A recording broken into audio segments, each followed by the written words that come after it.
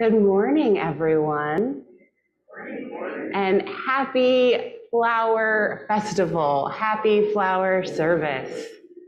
This is one of the most beautiful days of the year, and it's one of the most meaningful. This year is the 99th anniversary of the first flower festival at a Unitarian congregation. And I'll be getting into that story a bit more later, but know that it is our anti-fascist holiday. It is our holiday of celebrating difference. This is a day where we proclaim that what is different about us is our strength, is our beauty, is our vitality. And that feels really important 99 years later, which breaks my heart in this season when we are learning more and more about the attempt to overthrow our democratic process, in this season where it seems up for debate whose lives matter, in this month of pride. So come, let us gather. Come, let us be a dazzling bouquet of humans. Come, let us worship together.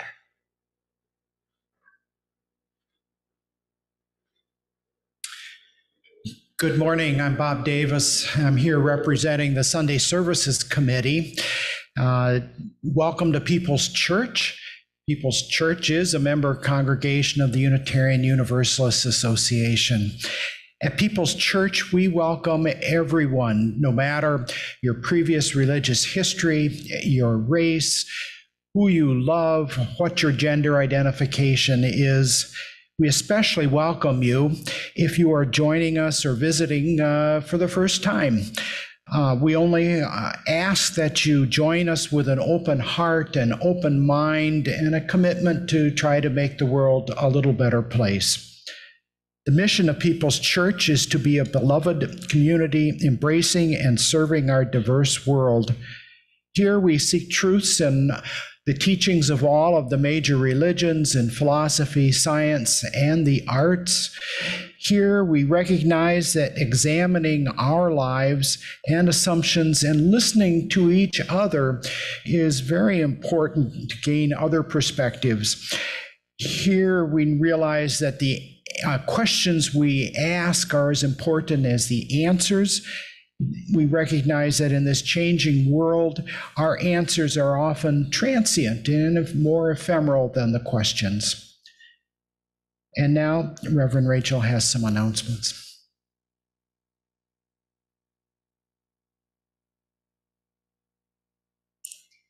A few minutes ago, Laura Boltman, who'll be doing much of our music today, told me announcements are her favorite, or one of her favorite parts of Sunday morning. So I invite you to enter into that spirit. But it is a reminder that we are more than what happens for the next hour or so. We are doing all kinds of things, and there are all sorts of things to know about and participate in.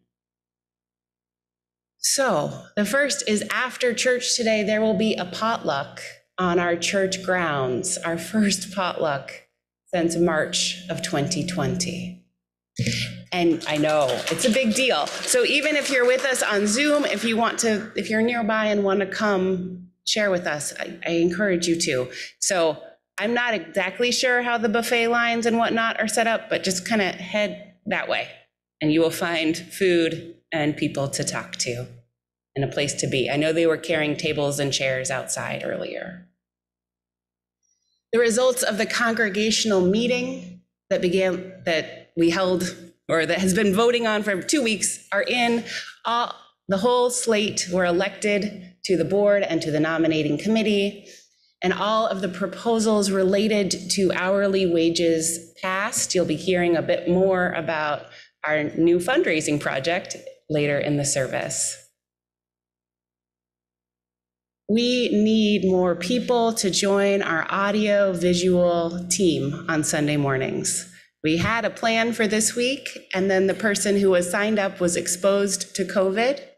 So as of Thursday at noon, our plan for AV was that we would not have Zoom, and somehow I would set up all the microphones and there would just be no one to staff them during the service. So if you feel like you are better than nothing, I encourage you to explore this possibility. We want to keep our services accessible for folks who are joining us on Zoom. And I don't think if they could teach me how to set up the microphones in about 15 minutes, they can surely teach you how to do this work. So you can either talk to Reed, who's in our AV booth today. Thank you, Reed, for saving the day. Or you can call the church office during the week and we will get you signed up and oriented, and you'll get several weeks to learn from someone before you are asked to do this on your own. For the next week, Melissa, our church administrator, and I will both be on vacation, so don't expect as much to be produced in the church by the two of us, but we have people covering, and just the email responses will not be as quick as you're accustomed to, and there will not be a Friday email next week.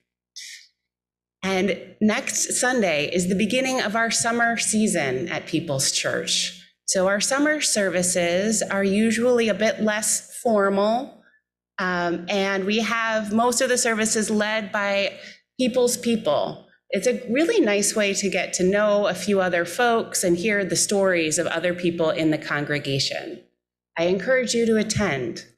And the theme for the service for the summer is reclaiming, reweaving, redefining, recovering, and rebuilding. And the people who I've talked to in preparation for their Sundays are all planning things that will be rich and powerful. So please come. And those are our announcements.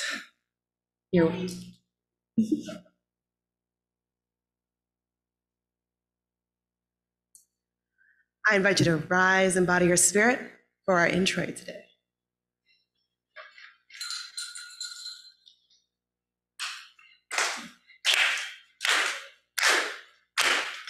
You gotta put one foot in front of the other and lead with love. Put one foot in front of the other and lead with love. You gotta put one foot in front of the other. One foot, and lead with love. Don't give up hope. You're not alone. Don't you give up. Keep moving on. You gotta put one foot in front of the other and lead with love. Put one foot in front of the other and lead with love. You gotta put one foot in front of the other. One foot, and lead with. Lift up your eyes. Don't you despair. Look up ahead. The path is there. You gotta put one foot in front of the other and lead with love. Put one foot in front of the other and lead with love. You gotta put one foot in front of the other. One foot, and lead with love. I know you're scared, and I'm scared too, but here I am, right next to you. Last time. You gotta put one foot in front of the other and lead with love. Put one foot in front of the other and lead with love. You you gotta put one foot in front of the other one. One foot,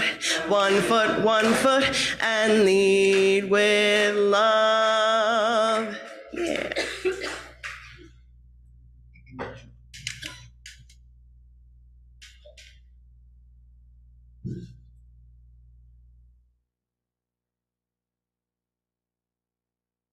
Would Oliver Sparling come forward and light our chalice for us today? If you're lighting a chalice at home, please enter in the chat box, a chalice is lit, and then list your neighborhood, city, or street. Opening words for this flower communion service are by Thomas Rhodes. We come in a variety of colors, shapes, and sizes. Some of us grow in bunches. Some of us grow alone. Some of us are cupped inward, and some of us spread ourselves out wide. Some of us are old and dried and tougher than we appear, and some of us are still in bud. Some of us grow low to the ground, while some of us stretch out to the sun. Some of us feel like weeds sometimes. Some of us carry seeds sometimes. Some of us are prickly sometimes. Some of us smell. But all of us are beautiful. What a bouquet of people we are.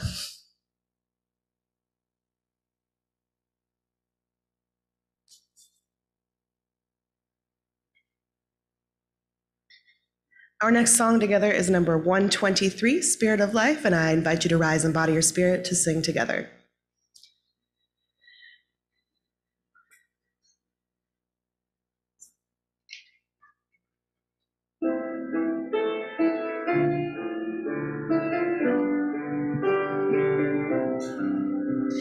Spirit of life, come unto me. Sing in my heart all the stirrings of compassion. Blow in the wind, rise in the sea, move in the hand, giving life the shape of justice. Roots hold me close, wings set me free. Spirit of life, come to me, come to me.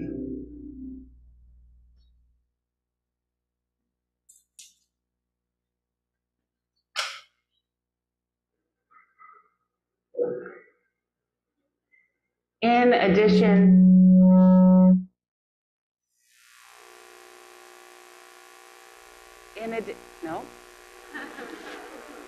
in addition to our chalice lit here at People's Church, we have chalices lit in Portage, in Westwood, several in Parkview Hills, and one on Meadowlark Drive for our virtual participants today.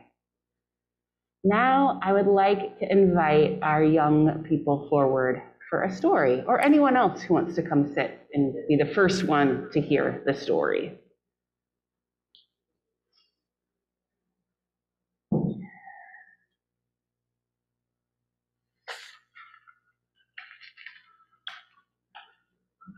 Hi, sweetie. Hi, Io. You Princess Elsa today? Yeah. You just like Elsa? Okay, so there's an Elsa, there's a butterfly, I love it. There's a DeForest. So good to see you all. Yeah, I'm your mama. So today we're doing this special thing with flowers, right? You guess, yeah, you can tell.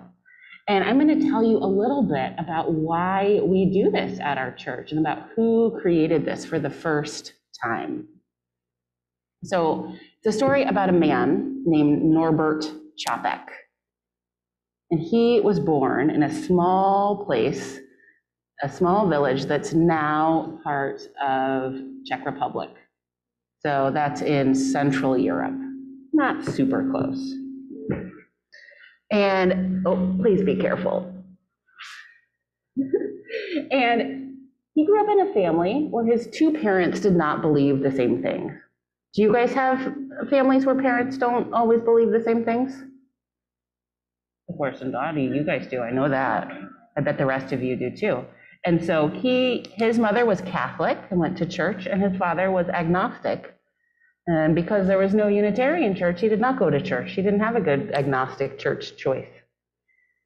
And so he went to church with his mom and became a helper in the service by the time he was 10. But then as he got older and older, he started to ask lots of questions. And he finally said, oh, this isn't the right church for me. And then when he was 18, he went to the big city to work with his uncle. He became a tailor. You guys know what a tailor does? Kind of. What? Clothes. Yep, a tailor makes clothes or helps fit clothes correctly to people's bodies. And he kept asking questions, and he found a new church. He found the Baptist church in the big city. And he gave his whole heart and his whole life to that church and became a minister. He then traveled around starting new churches. He started 12 new churches just by himself, stretching all the way from Ukraine to Budapest, all across the area. But then he started asking even more questions. And he eventually had to leave where he lived because the government didn't like all of his questions and all of his ideas. So he moved to New York City and started serving churches there. But people didn't like his ideas there either, and he was charged with heresy 2 times. Do you guys know what that means? You do? I'm surprised. I don't really know what that means always. But it's if you don't believe the thing the church says you're supposed to believe. That doesn't happen at our church, but it can happen in some churches where they have one idea that everybody is supposed to share. And so he, after a while, decided to leave that church too and not go to church at all. He said, I cannot be a Baptist anymore. The fire of new desires and new worlds is burning inside me. And so for several years, his family, because he was married and had children by this time, they did not go to church at all. But then his kids heard about this really cool church in New Jersey where they lived. They had friends who went to the RE classes and said it was really good. And so they went and said it was really good. And then they convinced their parents to go. And can you guys guess what kind of church it was? Because why would I tell this story?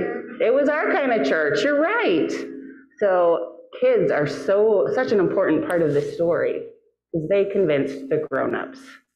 And having a good program for kids is such an important part of this story because Norbert and his family would not have found Unitarianism then. We didn't have a full long name back then without it.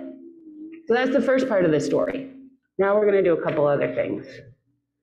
First, I've watched everybody kind of bring their flowers up to this central table full of flowers. Is there anybody who hasn't brought their flowers up? Can you raise them up really high? Okay. Can each of you spot somebody holding up a flower? Right there. Can you go over and grab those flowers and bring them back and put them with the...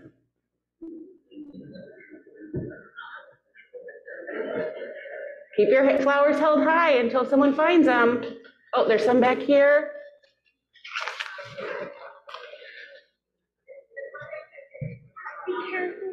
Oh, is that one pokey maybe? Okay, we'll be very careful. Get him in.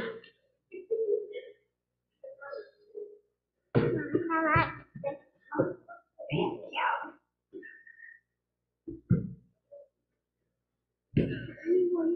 Okay, Eddie, I think you got them all. Thank you so much.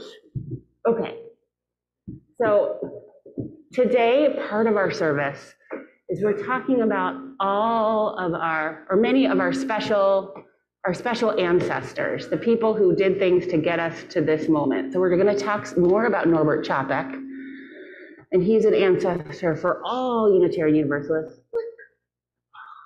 Beautiful. And now we're going to talk a little bit about ancestors of this church. So do you guys see this metal box right here? No. Yeah. So that box was put into the wall when this church was built. Do you have any idea when this church was built? 19-something. 1969 to 1970 is when this church was built. Does that seem like ancient history to you guys? No. No, not ancient? Okay. It seems like really modern. It seems really modern. Yeah, this church is older than that, but this building is from then. And so I wanted to show you a couple of the things that were in that box, and I hope people come and look at all the things that are in that box. But first, do you guys know what this is? Yes. No. Camera. No, it's a tape. It's a tape, you're right. It's a cassette. And so you could record things on this back when I was a kid. Now, how do you record things? Maybe just on your phone? On a phone, yeah. And so this was a recording of one of the services. And it says, I don't have any idea whether a cassette player is still available. I doubt it. But here is a typical Sunday service recorded live at West Main Elementary School on the 14th of September, 1969. We met at West Main from September 1968 until this building was completed. So, and then the minister at the time, a man named Roger Greeley, whose picture you can see back on the wall right there, wrote a letter to the Church of the Future. And it was a whole sermon, so I'm not going to read all of it. And some of it doesn't age particularly well, so I'm not going to lift up much of that either. But here's the parts that I wanted you to hear.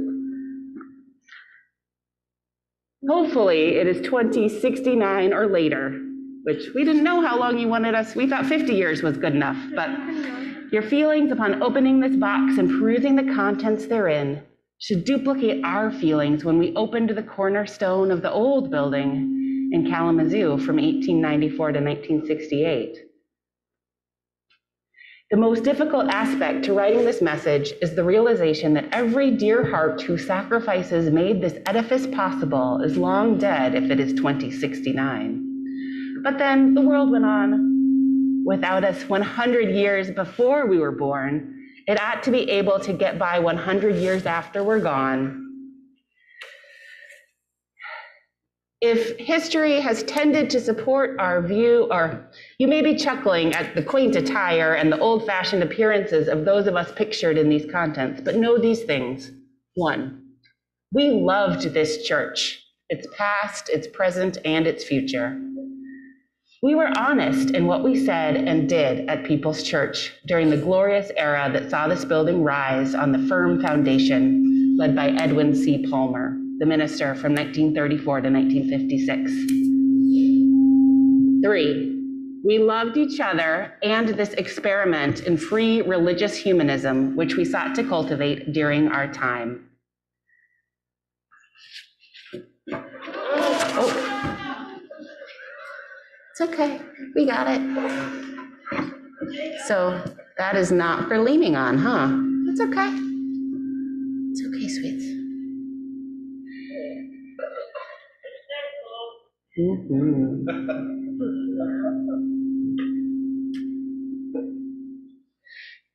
In conclusion,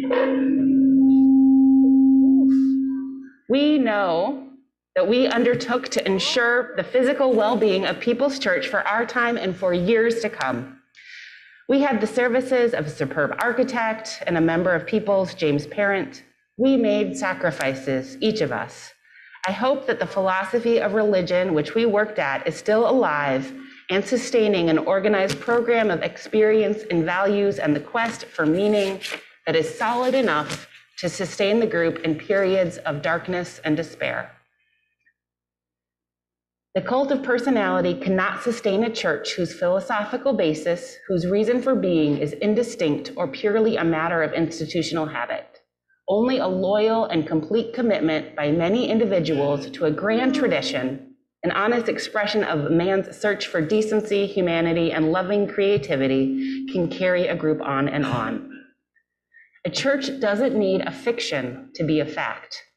We were, and we hope that you are, a dynamic, loving fellowship of creative, heretical lovers of truth, science, humanity, and above all, each other, and the dream that you hold in common. Roger Greeley, minister, September 14th, 1969. So I would encourage you all to look at that box and all of the treasures in there. It's right up here in the front. It'll be out today and available at other times. There'll be some names that you recognize, some Kleinsteckers and some Pratts and others. The annual budget from 1969 is in there, in which the minister got paid $13,000 a year, and the total pledge was $27,000 a year, which is really different from what it is now, but it is great to see. And we're opening this box today in part because we have another thing to celebrate about this building. People's Church is debt-free, which is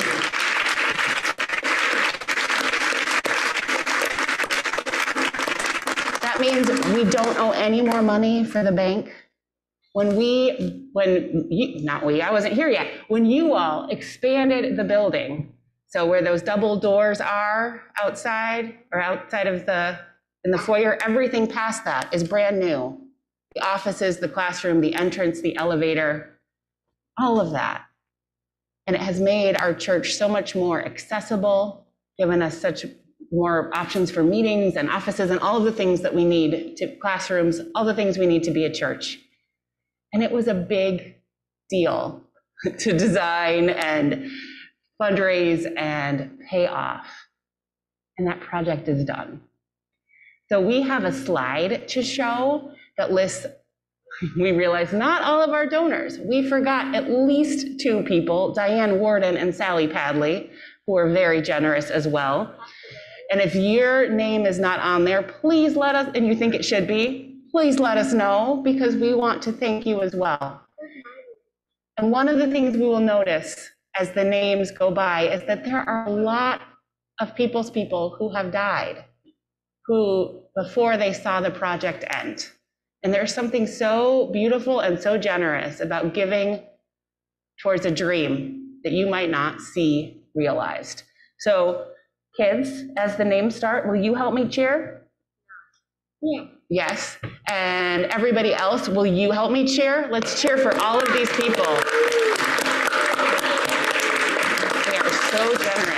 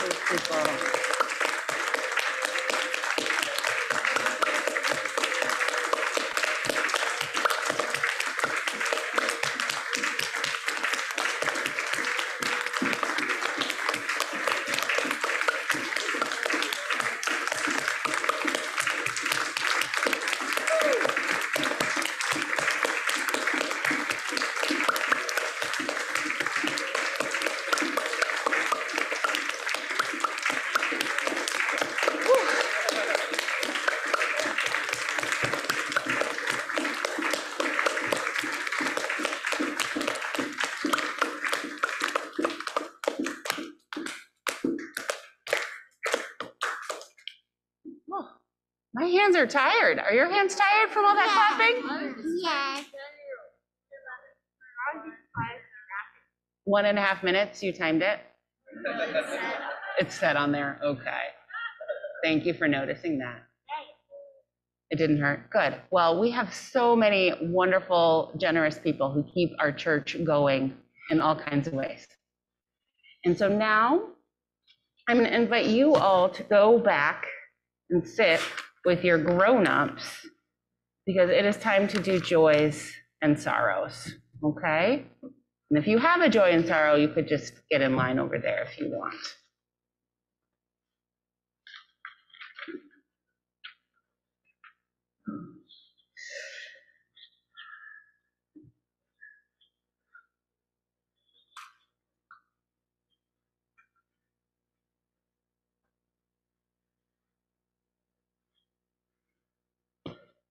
People support one another in good times and hard times and all of the times.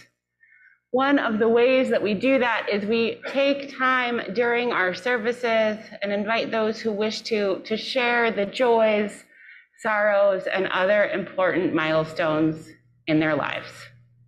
So if you are part of our Zoom congregation today, I invite you to type a joy or sorrow in the chat box, or just ask for a stone.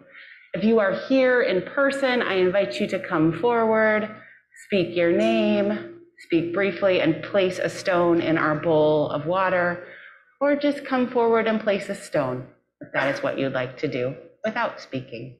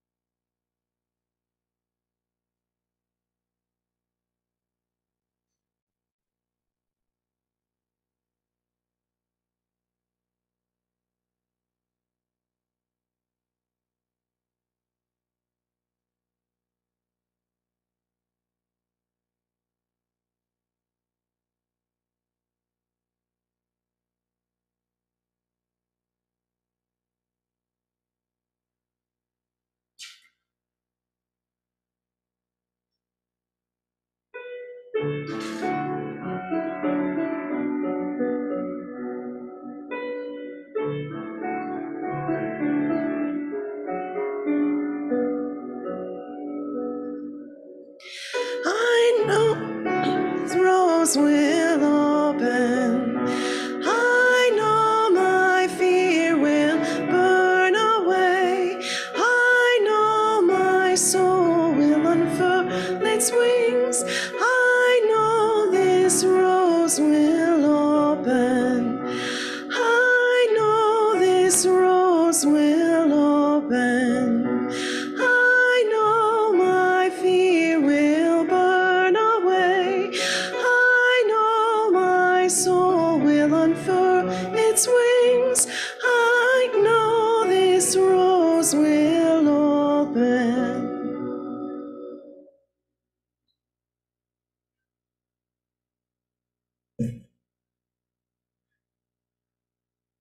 Blessing for flower communion.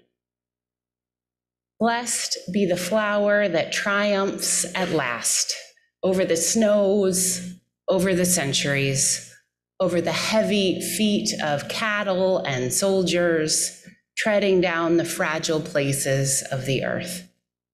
Blessed be the flower that triumphs at last over the tangled branches, over the withered stem, over the tearing thorns of roses and barbed wire. Blessed be the flower that triumphs at last, even over the hand that gathers it, cut it off from life, from its roots, from the memory and taste of iron and tears in the soil. Blessed be the flower that triumphs at last over the closed rooms that are not its home, over efforts to domesticate its wild truth, over the vain words of priests and poets. Blessed be the flower that triumphs at last over us, over pasts and futures, over words and silences, over deaths and lives, placing them all in their proper place, restoring to all things their joyful smallness. Blessed be the flower that triumphs at last.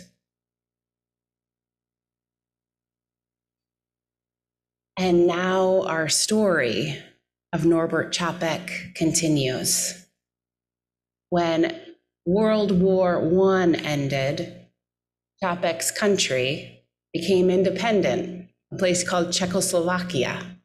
And he and his wife Maya and some of his children returned to start a new church, a Unitarian church that they called the Prague Liberal Religious Fellowship.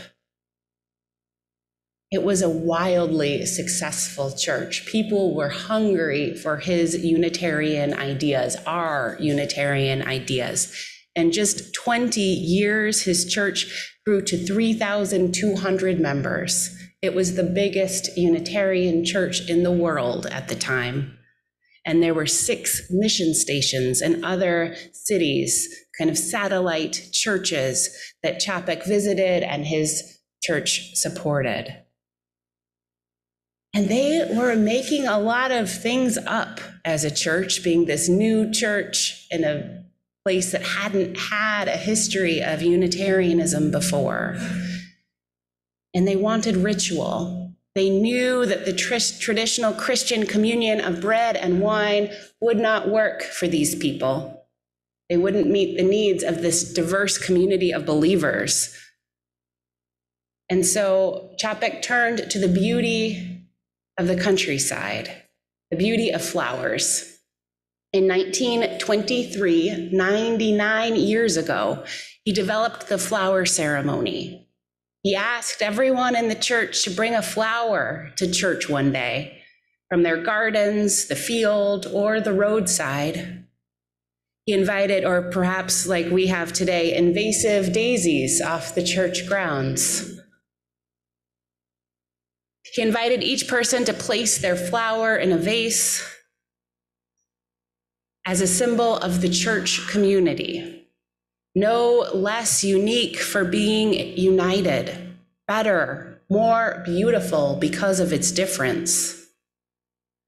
And following the service, each person could take a flower from the vase, something different than what they brought, as a remembrance that we give to this community and we also receive the things that we might not be able to provide for ourselves alone.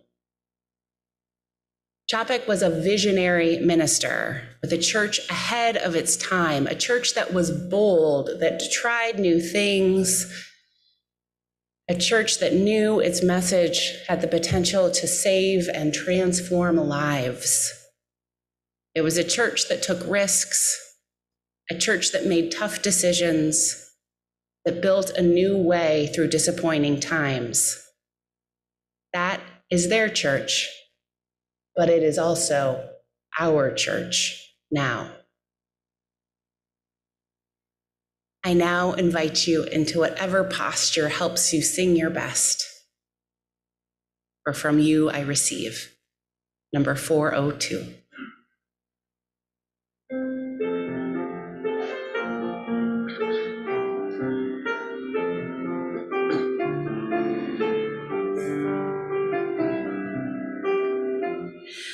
From you I receive, to you I give, together we share, and from this we live.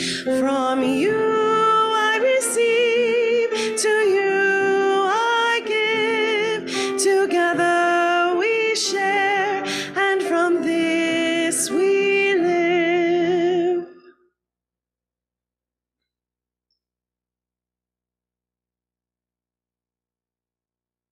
Every Sunday I'm in this pulpit, I say, people's people are generous people. And today you have 2 different great ways to be generous with your money. The first is we are starting a special fund to raise the minimum wage of all People's Church employees to $15.98 an hour. This is something that you all voted to do at the congregational meeting. And to coin a phrase, it is time to put your money where your mouth is. We need to raise about $6,600 to do this, which is an amount we can raise if we are generous. And part of how the proposal you all voted on was worded is that we need to have that money in hand by June 30th. So this is not a monthly pledge. This is a please give it now kind of pitch. So that is not what's going in the baskets today, though. You'll hear about that in a minute. So if you want to give to that effort, there is a table in the foyer where we'll collect donations and with a team from our finance committee to help answer questions if you have any questions. But we will take that out there or in any of the ways you normally give to the church. Checks in the mail, electronic giving, anything, any way you want to give it to us, we will gladly accept it. And pitch number 2, People's People are generous, and one of the ways that we are generous is once a month we give away our offering to someone doing good and important work in our community. And our special collection for June is to the Kalamazoo Drop-In Child Care Center. So I'm going to invite Heidi Albertson to come forward and talk to you a little about that organization. And I am going to encourage you all to be generous. So this is what's going in the baskets. And you can also give in all of the ways you normally give to the church. So please be generous and support this vitally important organization in our community. Heidi.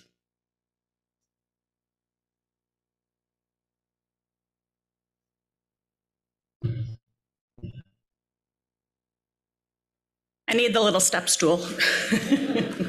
Good morning.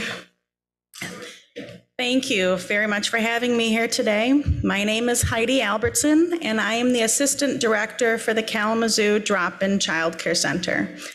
I've been working with the Drop-In Child Care Center for over 23 years, and I'm very excited to share with you about this amazing program that is very near and dear to my heart. So I'm sure you've heard people say, oh, if only that person would get a job, they wouldn't be homeless. Or if they went to school, then they can get a better paying job and not rely on government assistance. Well, the reality is that raising young children is hard work and can be very stressful. For many parents in our community, they are doing this on their own with no support system. Trying to fill out applications or go to job interviews or study is very difficult when you have young children with you 24/7. Childcare is very expensive and spaces are limited, and this has been especially true during the pandemic. Next slide, please. The Kalamazoo Drop-In Child Care Center, or KDCCC for short, is housed inside of the First Congregational Church downtown. Many years ago, the people of that church wanted to provide some sort of service for our community. After a survey of different social service agencies, they found that affordable childcare was severely lacking in our area. Thus, in 1990, the Kalamazoo Drop-In Child Care Center was born. Next slide, please. KDCCC provides free part-time childcare for low-income families. In fact, we are the only center in all of Southwest Michigan that offers free part-time childcare and has been in continuous operation for over 30 years. We are a licensed childcare center, so families have to register with us before using our service. Families may use KDCCC up to 6 times each month. Parents can reserve a space up to 2 weeks in advance, so that helps them plan appointments and know that they are guaranteed care on certain days. We care for children ages 6 weeks through 5 years old, and the center is open Monday through Friday from 11 a.m. until 3 p.m. Next slide, please. So basically, we are here to give parents time to search for jobs or housing, time to go to school and have study time to attend important appointments, and time for a break from the constant demands of raising young children. Many of our families are single parents and rely on KDCCC as part of their support system. And even for our two-parent families, we are often a lifeline for them to work towards accomplishing their life goals and just plain old keeping their sanity. We believe that by supporting these individual families, it helps our community as a whole become stronger. Next slide, please. Besides helping the parents thrive, we also work toward providing high-quality early childhood education. The children are surrounded by professionally trained, caring staff and volunteers who create age-appropriate activities that help our children learn and grow. For many of them, KDCCC is their first experience with caregivers outside of the home. We help children and parents work through separation anxiety so that they feel comfortable and happy. For our older children, we view our preschool room as a sort of stepping stone to regular preschool and kindergarten programs. We help them work on social and academic skills that will benefit them in the future, so they have an idea of what's expected of them in those programs. We also serve a complete lunch and snack for the children every day. Next slide, please. So while KDCCC is free for our families, it is not free to operate.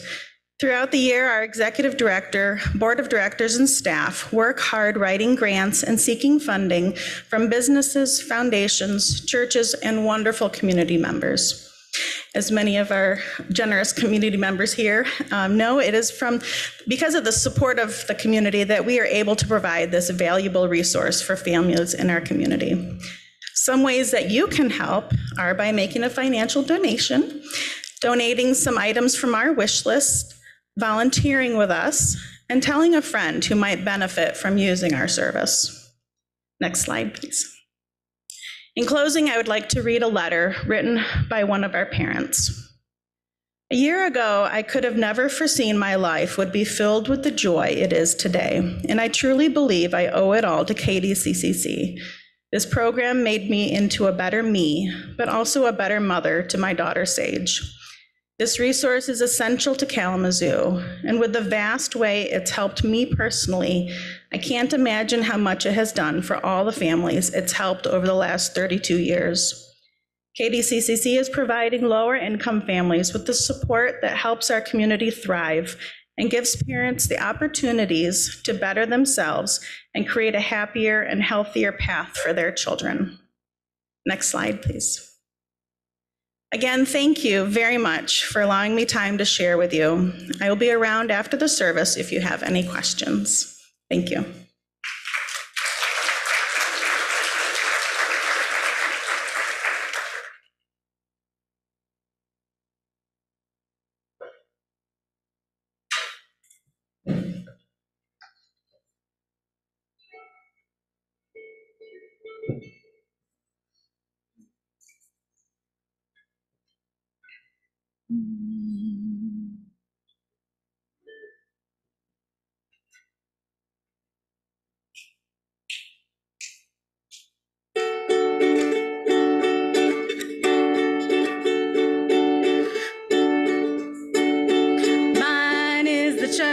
Where everybody's welcome. I know it's true, 'cause I got through the door. We are a dazzling bouquet of every kind of flower. Jump in the vase, 'cause we've got space for more. Come here, all you 6-foot gladiolas. Come, all you purple lilacs shining bright. Come, let us all bloom together in one garden, a carnival of fragrance and delight. Well, mine is the church where everybody's welcome. I know it's true, 'cause I got through the door. We are a dazzling bouquet of every kind of flower. Jump in the vase, 'cause we've got space for more. We don't simply tolerate each other. We ask and tell, we don't just turn away. We give attention to every bud and blossom. Let every face come join the grand bouquet. the church where everybody's welcome. I know it's true 'cause I got through the door. We are a dazzling bouquet of every kind of flower. Jump in the vase 'cause we've got space for more. Our demons keep trying to divide us. They document their lies to make them true. Today we're freed from all judging and excluding. Just look around, enjoy the lovely view. Well, mine is the church where everybody's welcome. I know it's true 'cause I got through the door. We are a dazzling bouquet of every kind of flower. Jump in the vase 'cause we've got space for more. Well, mine is the church where everybody's welcome. I know it's true 'cause I got through the door. We are a dazzling bouquet of every kind of flower. Jump in the vase 'cause we've got space for more. Jump in the vase 'cause we've got space for more.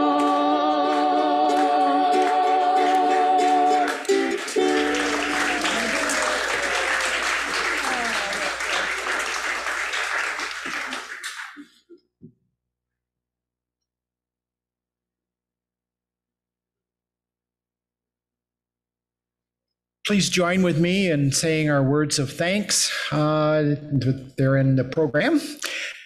From the countless gifts we each have been given, gifts of life and love and sustenance, we bring these small portions to share in the works of love which none of us can accomplish alone.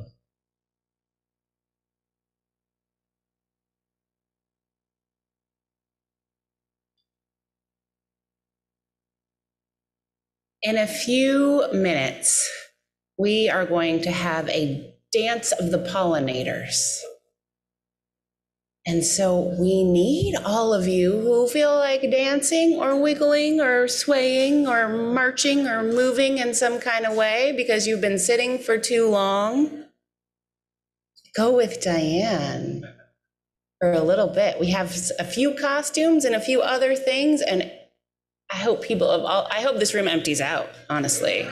This is a time for something fun and movement. People of all ages, of all abilities, are welcome to join this dazzling group.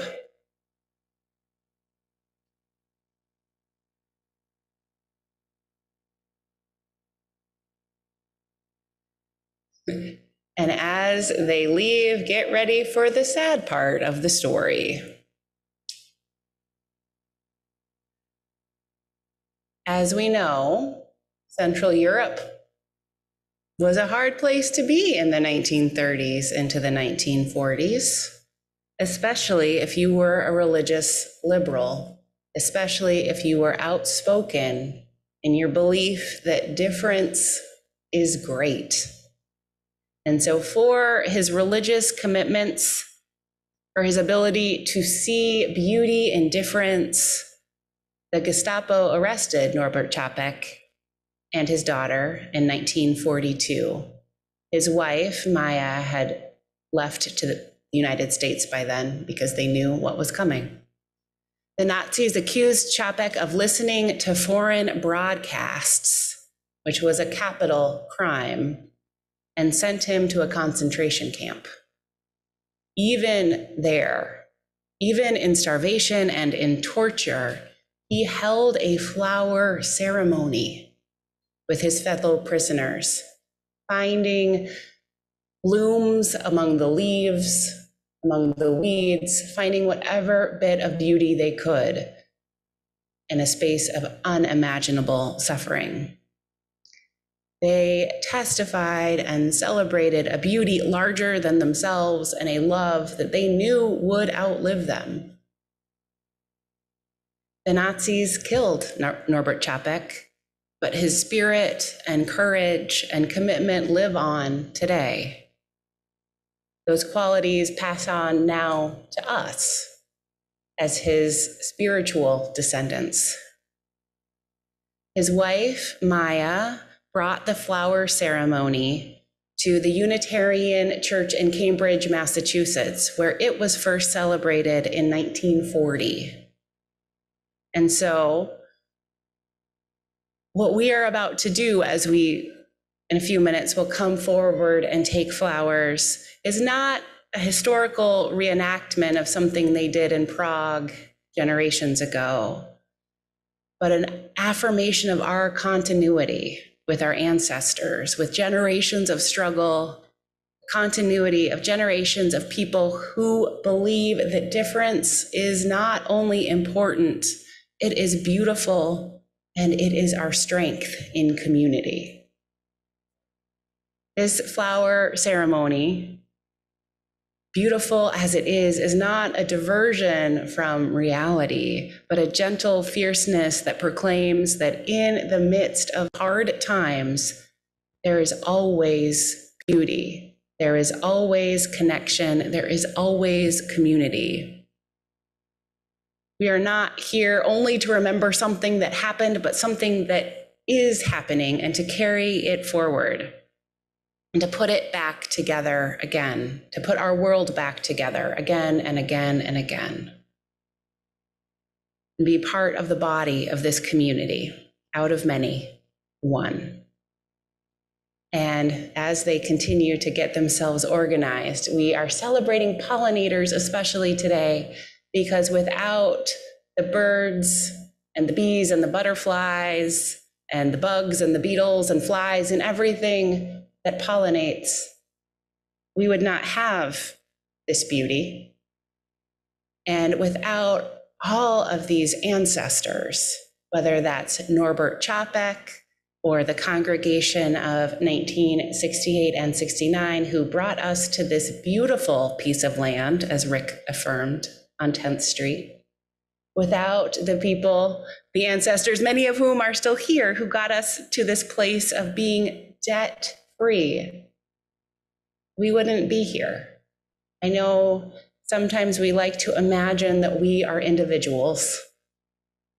And this is a day to remember that while we are distinct, we are part of community, embedded and connected, and more beautiful because of that connection, that interdependence, that relationship.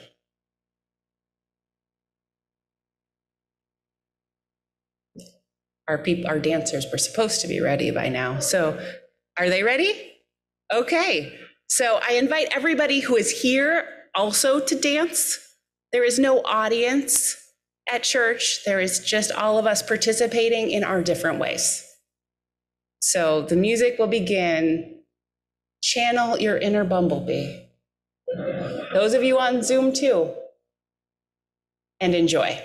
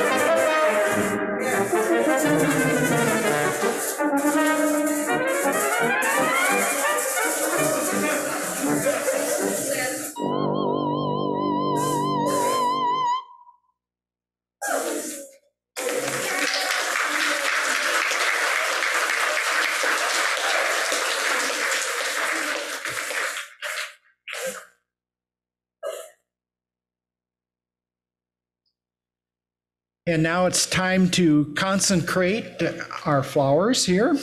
Consecrate. With words by Norbert Chapek.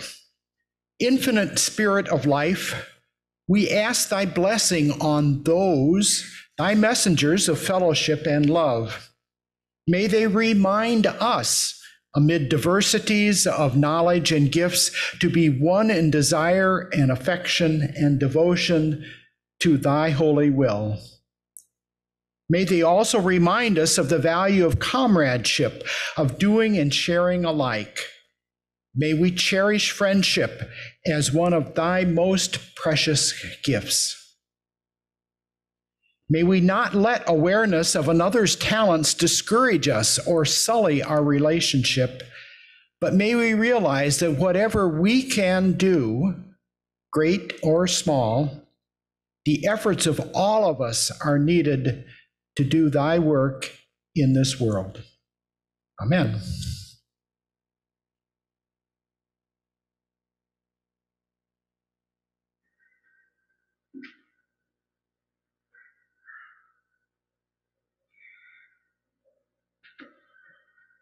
And now it is time to receive flowers and blessings. So the way we are going to do this is, if you are with us virtually, we invite you to share a word of blessing in our chat box. And if you have a flower, hold it up so everyone might see it. If you are with us in person, we invite you to come down the side aisles towards this table, and you'll return to your seat through the center aisle. Space as is appropriate, as you would like to be spaced. And we're going to invite people to take a flower and hand it to the person in line behind them. And if you need to tell them which flower you really want to get, that's okay. And offer it with a word or two of blessing. This doesn't need to be grand poetry. It could just be hope, courage, joy, peace, love, all of those good words we say around here. So I invite you, as the Spirit moves you, to come forward and receive a flower.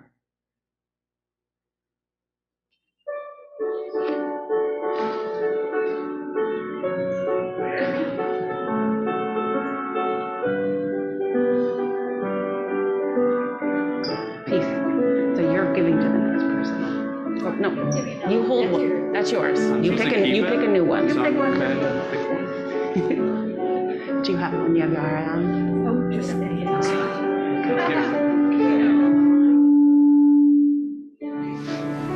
Joy. So now you pick one and give it to the next person.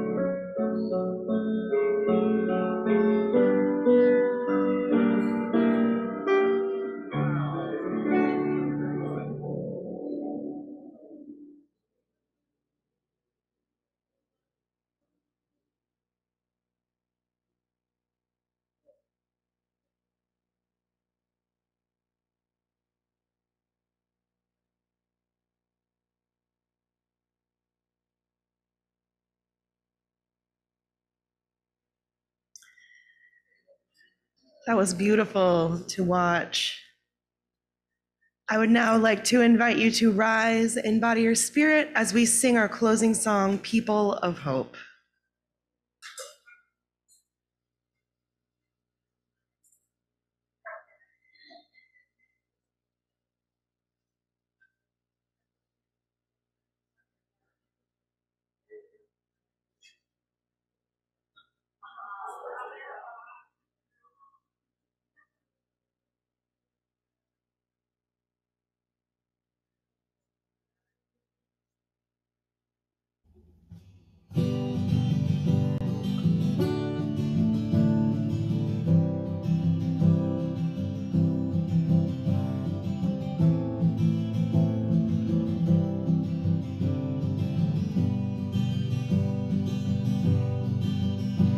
It's hard to believe in the sun in the dark of the night. And it's hard to believe in the stars in the bright morning light. Well, we all need a place we can go to learn what is real, to ponder the depths of the soul where truth is revealed. Oh, this is our place, this is our home, working and seeking, we're never alone in this mortar and stone. Windows and walls, love's earthly home, heeding the call.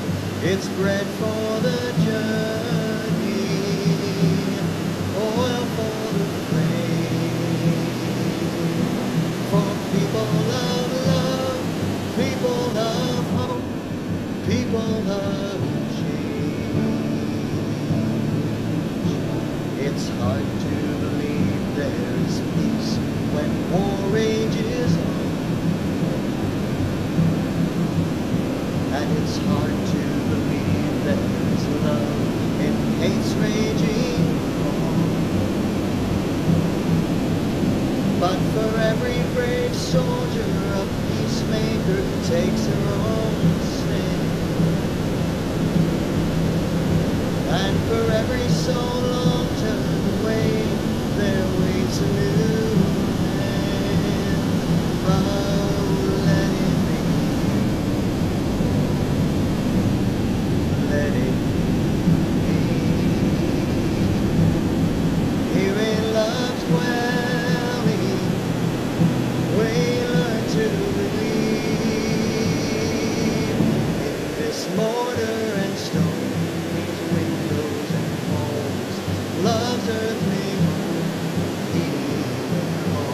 It's bread for the journey.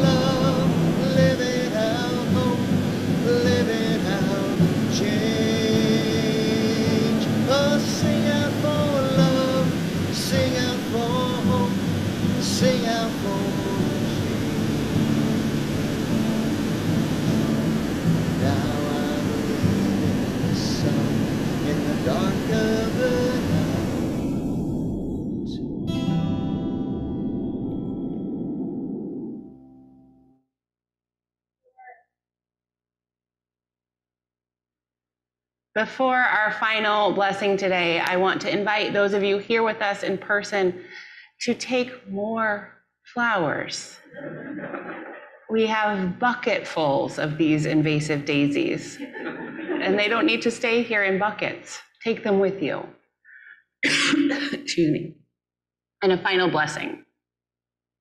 Within our hands, we hold the resurrection of the world. Transient and imperfect, these blossoms are still gifts of infinite value, like ourselves. Too often we seek permanence and perfection. Resisting change, blind to our shortcomings, we become caught up in the petty issues and routine activities of our daily lives. But may these flowers serve as a reminder as they allow themselves to open to the heavens, for despite their imperfections, they still have integrity. And though they are transient, they contain the seeds of transcendence, like ourselves. Let us then also open ourselves to mystery and to wonder, fretting not about the small mishaps or even, for now, great misfortune, for the resurrection of the world is at our fingertips. The resurrection lies within each of us. Let us go in peace and go in love. And enjoy a potluck.